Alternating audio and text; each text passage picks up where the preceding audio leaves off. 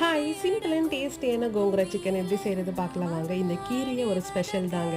என்ன மாதிரி கீரையில் சிக்கன் அப்படின்னு யோசிக்கிற ஆளாக இருந்தால் ஒரு தடவை ட்ரை பண்ணி பாருங்கள். அகெயின் அகெயின் நமக்கு சாப்பிடணும்னு தோணக்கூடிய ரெசிபியாக மாறிடும். அவ்வளோ சூப்பராக இருக்குங்க. கீரையை நல்லா க்ளீன் பண்ணி 4 தண்ணி அலசி எடுத்து வச்சுருக்கேன். ஒரு கடாயில் ஒரு 4 ஸ்பூன் ஆயில் சேர்த்து வாஷ் பண்ணி வச்ச கீரையும் சேர்த்து ஒரு 10 நிமிஷம் லோ டு ஹை ஃப்ளேம் வச்சு நல்லா வதக்கி விட்டுருங்க.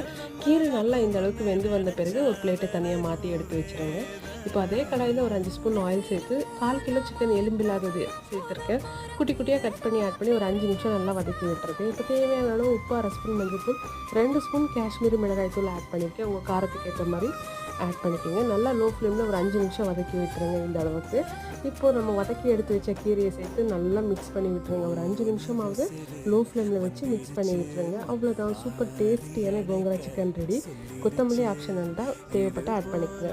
கண்டிப்பாக ட்ரை பண்ணி